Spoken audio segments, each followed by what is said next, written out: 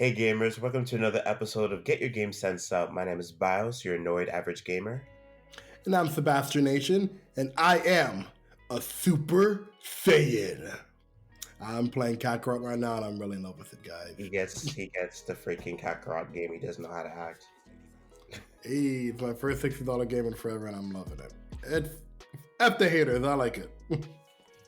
And in today's episode, we are going to be talking about GameStop and its survivability for the future and digital versus physical games.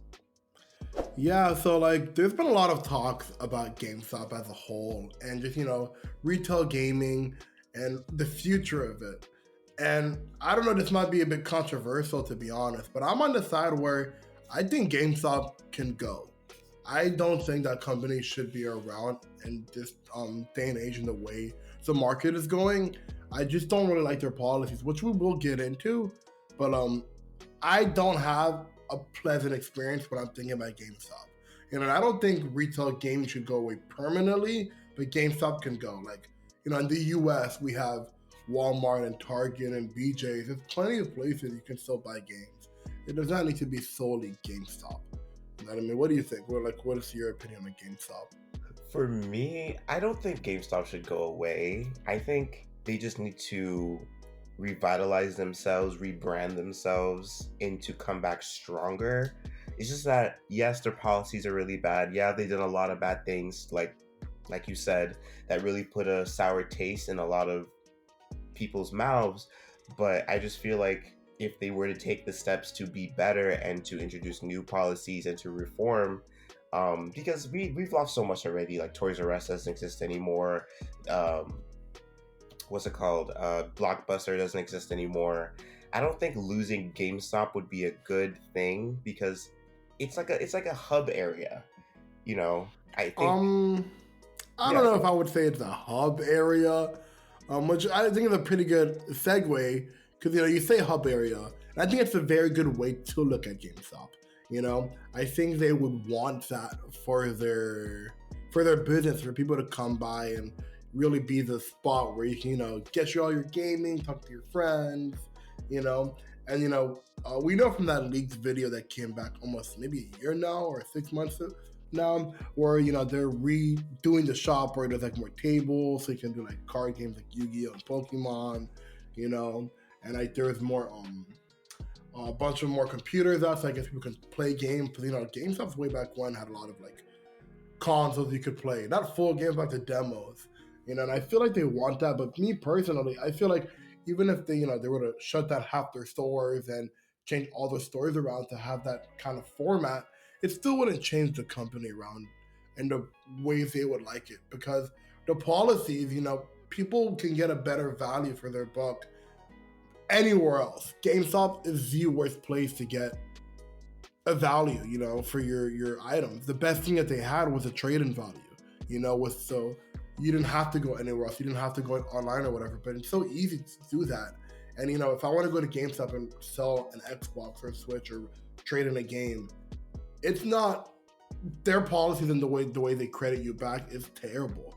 And that's the reason why that company is dying, not because people aren't buying games. We know that games are getting bigger and bigger every year, and the gaming industry is getting bigger. But how the number one gaming retailer is losing? It's on them. It's not on gaming. Gaming is getting bigger, All right, so the reason why Sebastian says it's not games, it's them, is because not recently, but they had a statement where they were blaming Microsoft and Sony, to where they're the reasons why GameStop isn't doing so well, because a lot of people are waiting for the next gen and no longer buying games because they're waiting for next gen. Yeah, so this came not true. Yeah, I think that's ridiculous. And this came out very recently. So there's a Forbes article that came out January 14th, 2020. And the title reads, GameStop stock plummets after 27.5% decrease in holiday sales. That's a big jump. If you lost 30% of anything, you're like, yo, that's a lot. We're talking about money here. That's 30% of their sales. And holidays is the time people are out buying games. Especially random moms and dads who don't know anything, who just oh, my son Alex just wants so-and-so Give me that. People go to GameStop, they're not thinking about other stuff. GameStop was the place. It's clearly changing. You know, and of course, one of the reasons why they believe they're losing is because the quote here says, the period also saw a decrease in console sales given the impending release of the PlayStation 5 and Xbox Series X at the end of 2020. They're blaming the fact that, since it's the end of the generation, people don't want to go out and buy new consoles, which could technically be true, but not 30% true. Not everyone is doing that, especially this holiday season. The Xbox One X and the S and the PS4 had a lot of great sales that you can get almost anywhere else. I don't know if GameStop had the same sales, but like Target and BrandsMart and Best Buy had fantastic sales for those consoles, So I don't know. I just think GameStop, they aren't willing to adapt to the market the way it is now, I mean, from that post, it does look like they aren't willing to change, or at least not yet. I still think GameStop has another 2-3 years the most before they get completely written off, because from now until next gen, there's still plenty of chances for them to change. So let's see here. In the Forbes article, they talk about how they lost. Let's see. From GameStop's fiscal year, they lost between 19 to 21%. Their stock price is down to 24.5%, and it's nearly 70 year over year, which is really, really bad. Mm-hmm. So they're about 725 million. Yeah, wow. It's crazy, and that's just from that one holiday season. So offgeek.com, they had a really good paragraph that really put into perspective on how GameStop is doing as a company. So while reporting its 2018 fiscal year results, GameStop revealed that it lost $673 million last year, the biggest loss in the company's history, and it's not even close. To put that number in perspective, previous bad years for GameStop only saw them losing about $269 million in 2012, or just $7 million in 2000. So they went from $7 million loss one year to 18 years later, they lost $673 million. So clearly GameStop is positioning itself where they're not wanting to adapt to the market, because clearly what's changing, if GameStop isn't changing, the clientele, the way people are trading and getting games, that's different. People aren't trusting GameStop to be the one-stop shop to get all your games and trade in and get a really good value for your stuff. I keep mentioning about these policies. I just want to be very clear what these are. The policies I'm talking about is specifically the trading value. For people that don't know how GameStop works, most of their revenue comes from used games and trade-in items. So let's say if you were going to trade in your Xbox One S or your PS4, right now Xbox One S can go for about $200, right? If you were to try to trade in your Xbox One S, they'd probably give you maybe, I'm just guesstimating, about $50 to $60 for a $200 console. But of course, when they wanted to sell it, since it's their product, they're able to upsell it for a good maybe $180, for refurbished, And as a consumer, you're gonna feel really robbed of a good value. You're gonna say, why would I go here? This is a really good console, works perfectly fine, and you're selling it for $200. Why would I get it for $50? I was speaking to a coworker about this specific situation, and she had said, because she previously worked at a GameStop, right? She had said, people would bring in a 2K game from 10 years and get upset when they got $3. Yep, of course. Why would you give someone $30 for a game that's 10 years old, especially an annualized game like a basketball game or a football or hockey game?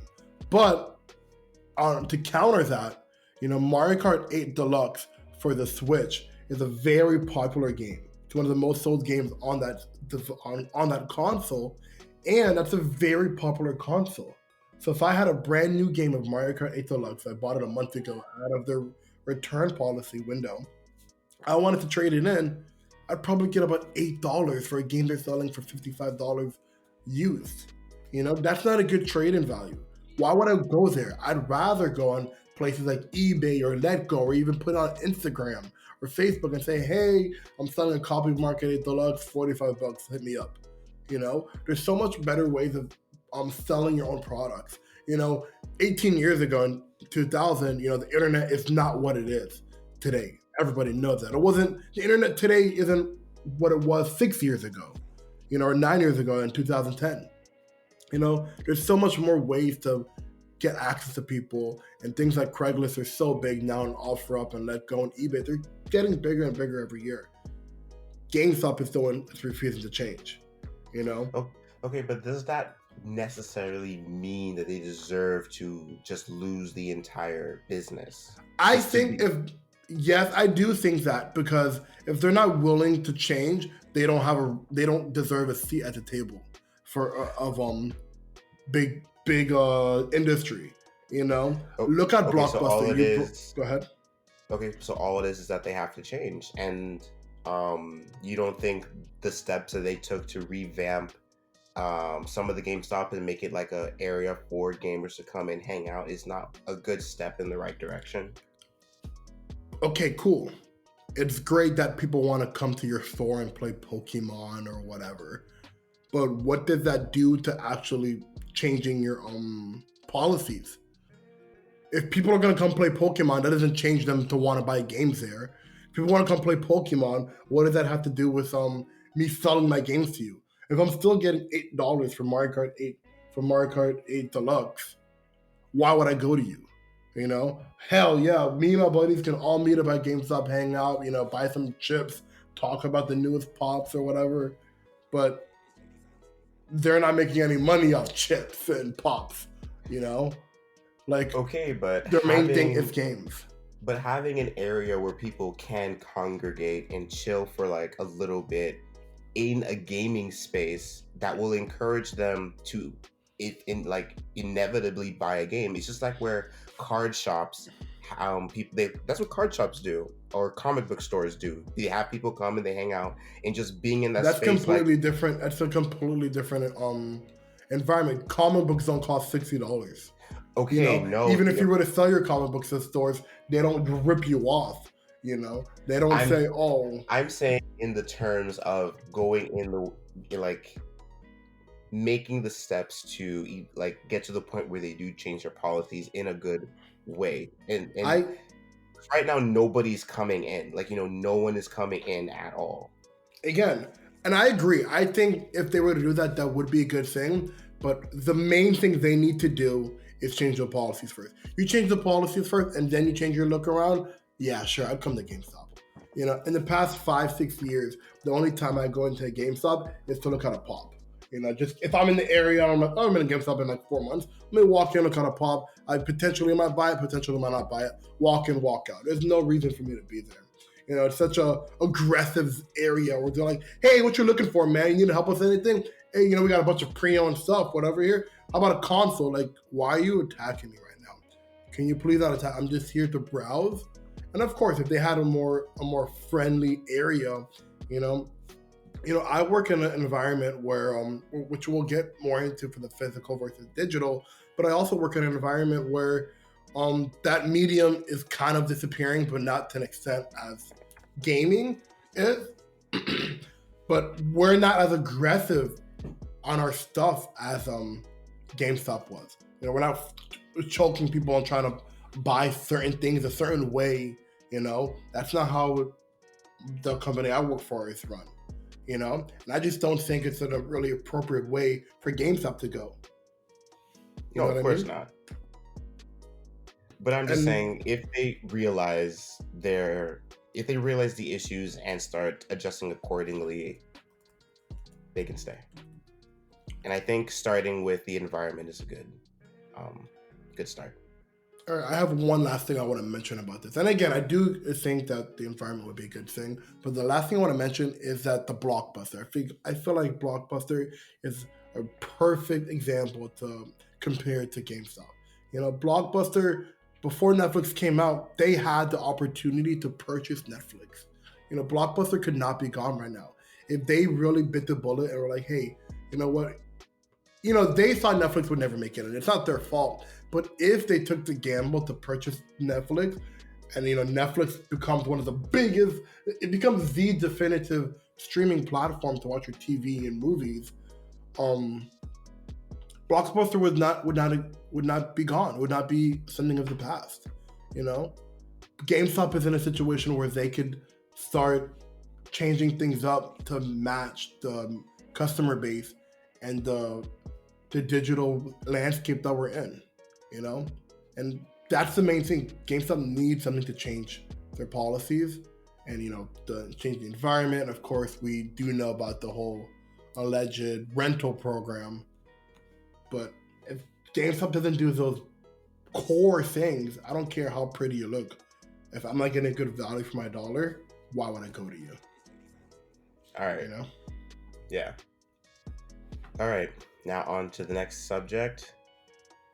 The whole war with digital versus physical games. Does physical still have a place in the, I guess, gaming community or general? I want to talk about physical versus digital games, but also just like media in general, physical media as a whole. I'll let you go first because you're the one who still collects physical games. So why don't you get into that? Why you still do that? Okay, so the only reason that I still get physical copies of games is because, of course, is that I'm building a collection. I'm building a library that I can look back on and see like all these great titles in their cases and the art and all that stuff, out in the world that I can just go grab, look, reminisce type thing. And it's a cool aesthetic. It's mostly for the aesthetic. I think that there should be a balance between physical and digital, and also it gives you something that you can actually have, like you don't see people going out and collecting a trophy, like not a trophy, but like you and your pops. You don't see people going out and collecting digital pops. They get the actual physical, tangible item that they can make a collection, completely design their room or their home or whatever they want. That's the aspect that I see digital games for. The other part of it is that if anything were to happen, you still have that in order to re-download, to replay, to redo, to get that access back in the game. If like your PlayStation crashes or there's an error when you downloaded the game, you still have something that you can put in, improve, and get back to what you were playing before. Okay, there is so much stuff I want to break down with what you just said and just like completely demolish that. Okay, guys.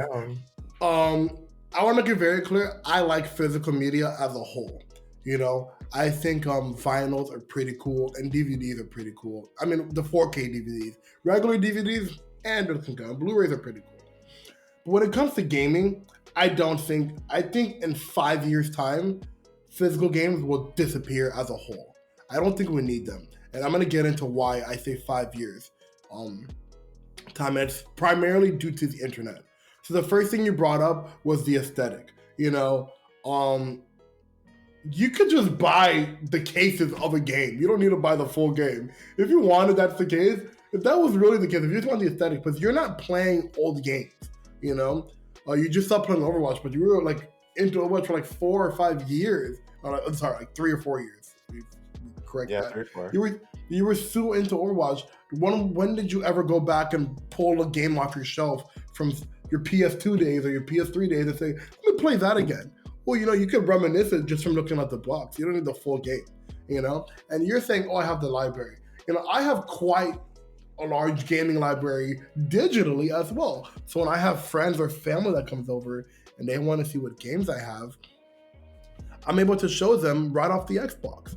So, oh, I have all these 60 plus games. And they're like, wow, I feel like I still get the same satisfaction. And of course, it's not taking up any space anywhere in my real world. It's all there.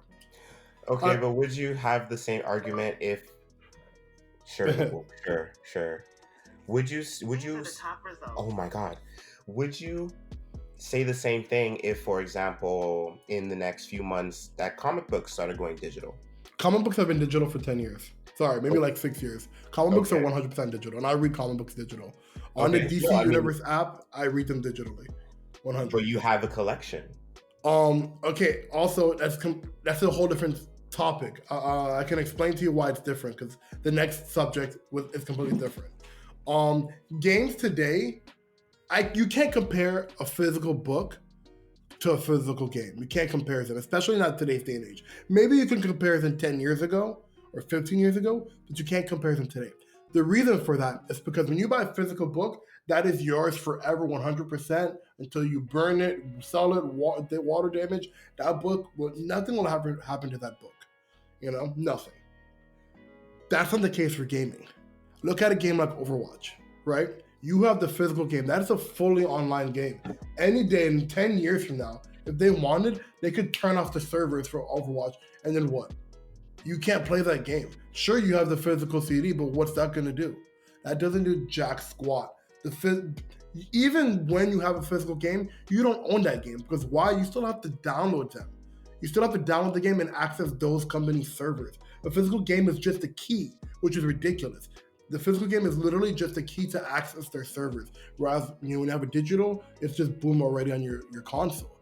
Because when you buy a new game and say, oh, I just got Red Dead Redemption 2, I just got Dragon Ball Kakarot, I gotta plug it in my thing and wait an hour or 2 hours to download it. That's not the case for a physical book. That's yours forever. Again, unless someone steals it or is burned or whatever, that book is always there forever. 10 years ago in the PS2 days, or in the Xbox 360 and the PlayStation 1 days, you would get a game, you put it in, and it instantly start playing. Instantly. You're not downloading anything to play those games. You understand? Those games you kept. If I wanted to put my original prototype disc in my Xbox One, I don't have to download it. Or my 360, I don't have to download it. It'll just instantly start playing. It'll take like a minute to boot up or whatever, but nothing is being downloaded. I don't have to access those servers. That game is done. It's old as hell. Games today, like even a game like Dragon Ball, I downloaded it, but I still have to access their servers. That's not a game I expect will ever disappear if I had a physical disc, but I'm still accessing their servers to play Dragon Ball Kakarot, which is a fully single player game. You understand? So games in today's day and age, you still don't own. You don't own 60% of the games that you buy, because you're downloading them. I mean, you have to have some ownership to an extent, because if that was the case, there wouldn't be such an argument when it comes to Stadia and their games where you actually have... Exactly. Okay, but you're right about that Stadia stuff, but that's the one argument I've seen against Stadia. When I've talked to my buddies, my buddies don't like Stadia, but they said that exact argument. Actually, that argument wasn't even mine. I think my friend is the one who brought it up to me. He's the one who said, technically, if they shut down the servers, you don't own the game anyway. He brought that up to me, when we were having a Stadia discussion. I'm like, you're absolutely right. You don't own the games, even if you bought it. If you're buying a game off Steam, it's in your library, whatever, you download it to your console.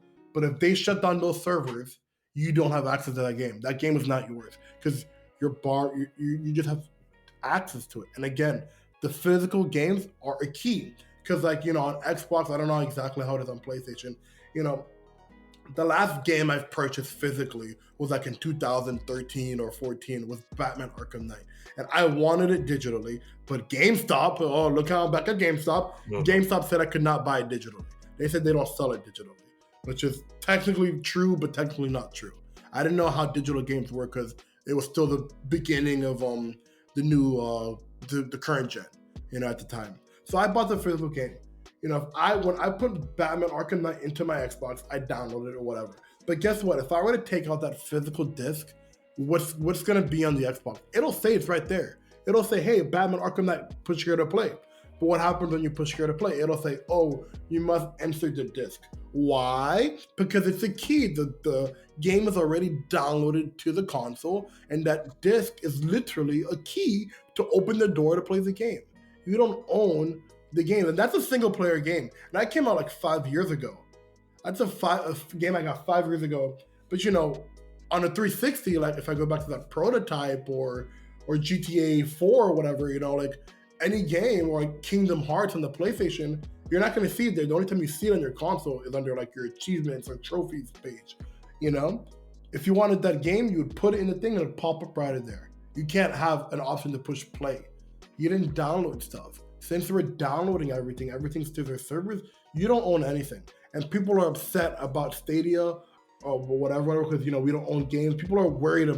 The main reason why people are worried about Stadia is because if Stadia were to ever go under and people spend money on it, what happens to those games? Because it's in the cloud and we don't sign on an actual drive. But it doesn't matter. Even if let's say you have 100 games on Steam, but for whatever reason Steam gets shut down, how are you going to play those games?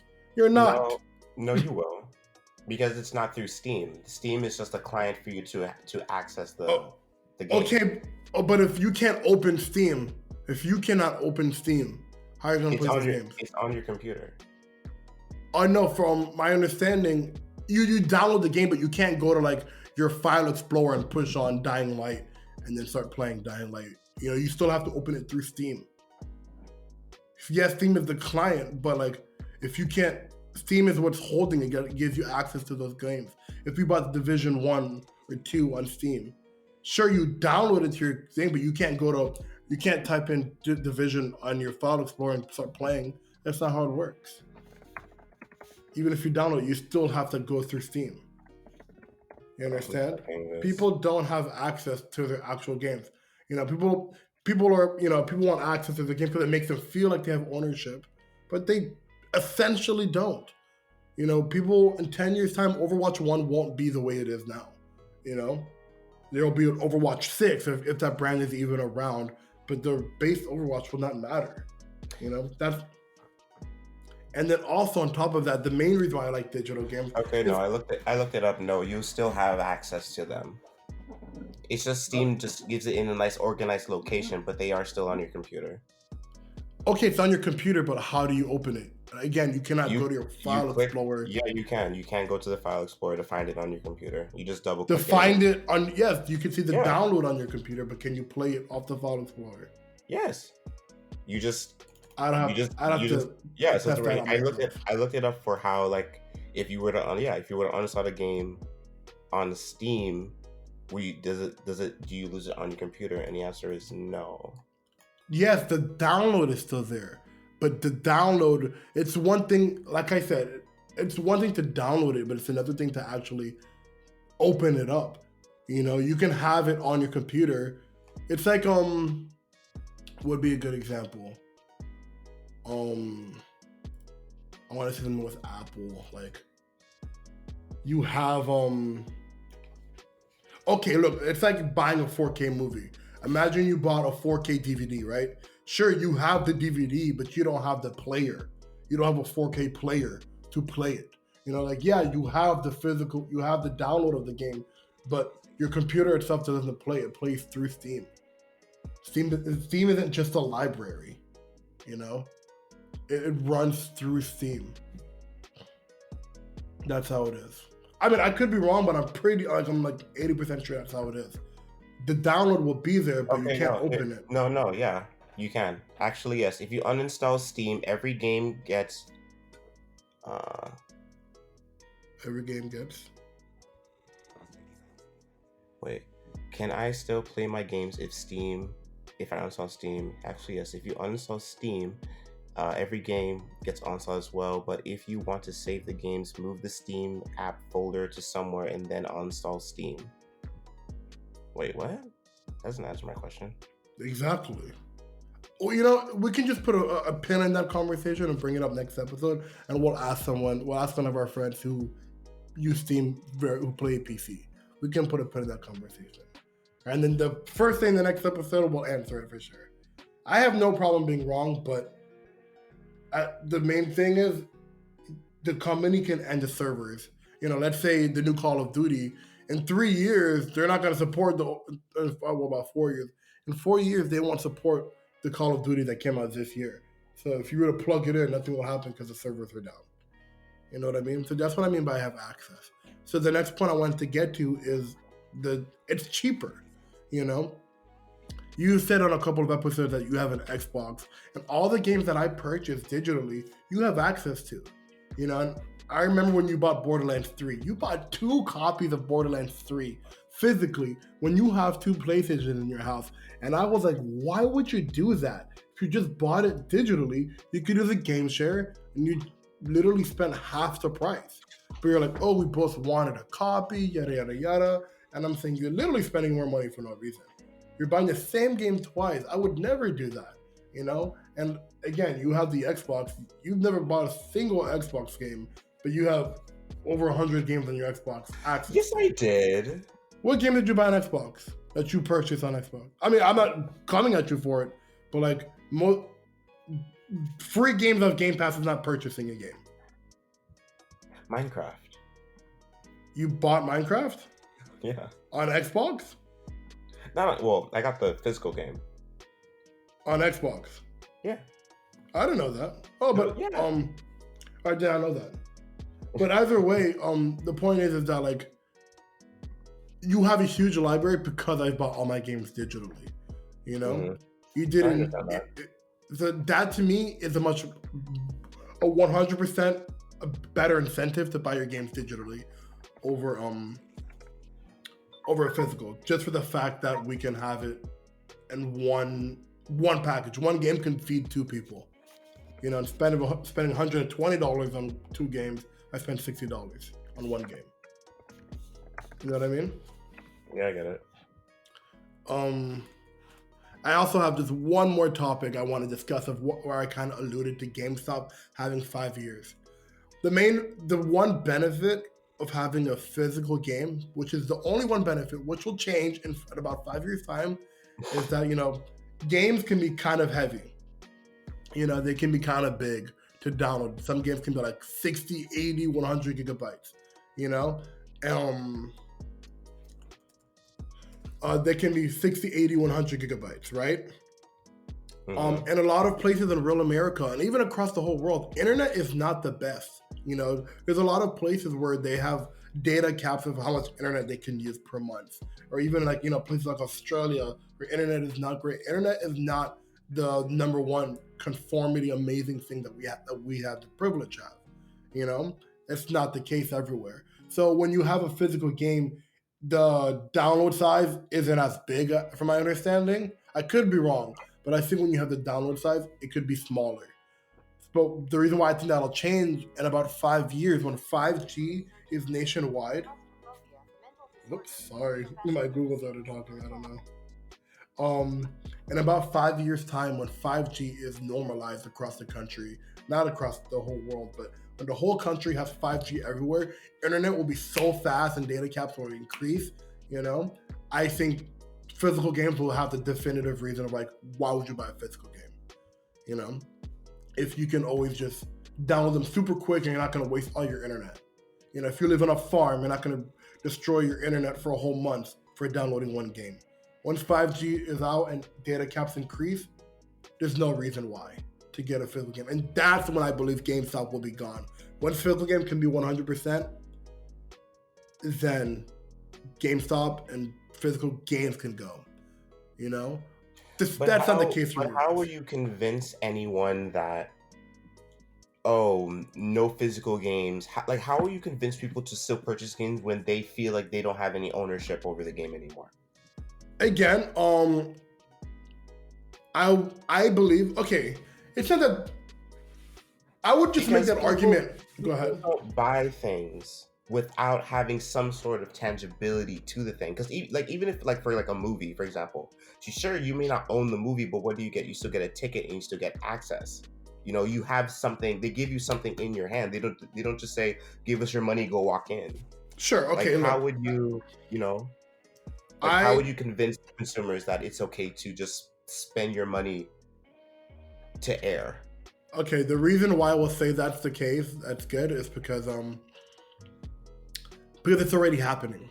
Because physical games are already dying. Physical media is already dying. People are already getting comfortable with that's the case. Not everybody, but I have an article from CNBC. This isn't talking about DVDs, not specifically gaming. The article headline says, "The death of the DVD. Why sales dropped more than 86% in 13 years." Since 2011, platforms like Netflix, Hulu, and HBO have seen balloon 1,000% to $12.9 billion. And then since 2008, I think I said this, declined more than 86%. It's because people are already getting comfortable with that. People are already comfortable buying stuff digitally, not having physical ownership. Not everyone, and like I said, when it comes to rural America, people who knows about data caps, they can't do that. But the market is already moving towards that. And the reason why I wouldn't even compare a physical game to a physical movie is because a physical movie, if you have a library of movies, you could always plug in a movie into a DVD and it'll always play. You're not downloading it. Games are different than movies, than every other platform, every other type of physical item, whether it's a book or a movie or like a CD, and vinyls. With those things, you can plug in and instantly play. You're not downloading anything from the servers and the internet, And since we know that physical media is dying, people are already okay with it. It's already becoming the norm. Sure, you're gonna say, how are you gonna explain that to anyone? It's already been happening since digital stuff has been coming out since 2008, roughly 10 years, 11 years, since 2008. It's already been happening. There has to be a difference, because even if you you can say it has already been happening, but there has to be a difference, because because with Stadia, because even though it's already been happening, there's still something that tells people no. Yes. Okay. Stadia didn't. Okay. If you want to bring up Stadia, Stadia is the first game platform to really be like fully streaming, fully everything. But in 5 years from now, that'll potentially be the norm. So you're trying to say that Stadia is ahead of its time? Yes, I'm dead ass saying Stadia is ahead of its time, 100%. All right, 110% Stadia is ahead of its time, and we know that's the case. Sure, when they came out, they flopped, and not everything came out the way they wanted to. Like the 4K and 1,000 people on the game. Like, there's no games to really take advantage of the Stadia platform as it is, but Stadia is ahead of its time. 100%. We heard that they were doing game streaming. Guess what? Xbox is doing the same thing with the xCloud. They're going to be doing game streaming. We know that PlayStation is making something up. They're partnering with Microsoft to have the infrastructure for it, because Sony doesn't have that. We know, wasn't there the potential of Walmart making their own game streaming, or like Amazon? It was the Walmart or Amazon making their own game streaming. It was Walmart, and people were like, sit down. Yeah, but the point is, that's the format. Streaming will become, yes, Google is they're the first to block. I'm sure they messed up, but in 5 years' time, they're going to have the heads up. And when everyone's trying to figure it out, they've already been working on it. The same way how Netflix is first, so everybody knows them as a definitive platform. And I'm not a Netflix lover. I want to make that super clear. People don't know me. I'm not a big fan of Netflix for different reasons. But Netflix was first, so everybody knows about Netflix. PlayStation was first for the PS4, so everybody got a PS4. Google is first. Sure, it came out really poorly, but the technology will get better. I think Google will, if they don't completely drop it, Google will give Stadia 100% attention for 2 years at least before they decide to drop it. At least 2 years. So I do think it'll get better. I personally think Xbox would have already taken off by the time Google realizes anything. But even then, it's the same thing. It's the same platform, streaming. Because it is still streaming, yeah. There's two types of xCloud. People make it sound like it's one and the same, but it's two different. There's 100% game streaming, just like Stadia, where you buy it off the streaming service, it's exactly like Stadia. And there's the other one where you could stream your personal console to your mobile device. There's two types, but the first one is exactly like Stadia, 110% exactly like Stadia, fully streaming. you know? And people don't really talk about that side. They talk about the side where you stream from your console to your phone, which I've used and it works great. I loved it. You know, I don't play on my phone like that, so I haven't used it very much, but I did try it out, and zero input lag when I'm on my Wi-Fi, you know? Like, it's not buggy, it works great. Once I go on cellular data, it's like, whoa, what am I looking at? It's a whole different ball game. So yes, I do think Stadia is ahead of its time. The same way how, you know, potentially Microsoft was when they announced the Xbox One. You know, when they were going to a more digital landscape, but everybody was like, no, what are you doing? But guess what? Look at the landscape now. Everything Microsoft said in 2013 about the Xbox One has come to life. Everything people did not want on that original Xbox One is alive right now, and it's booming. You know, it's booming because that's just Microsoft knew that digital was going to take over. You know, that's what they had, the whole DRM stuff. You know, it's like they couldn't share games, whatever, but it's because they knew they didn't need that. You know, but that's how games are now. If I bought it digitally, unless I'm doing the game sharing, how am I giving it to you? You know, like, it's a whole thing. Like, I'll take that back. Not everything that Microsoft said in 2013 came true. That is a point, because when everything goes digital, how would you share games? I think that'll be more a landscape on the companies to do that. I think a really good way. You know, we're sharing games technically with the Xbox. There's that format, but I would like there to be a format of, like, I think more games should have more free trials, you know, more demos. You know what I mean? I think they can do that. Or like let's say you and I had an Xbox, but we didn't do what we were doing now. It's like, oh, I can let you play the game for 10 hours, you know, since I purchased it, I can give you an access code to let you play for 10 hours. I think it could be longer, because, like, it should be way longer, because, like, not if it's a single player game like Tomb Raider or Dragon Ball, I wouldn't say that. You know, like 10 hours is plenty.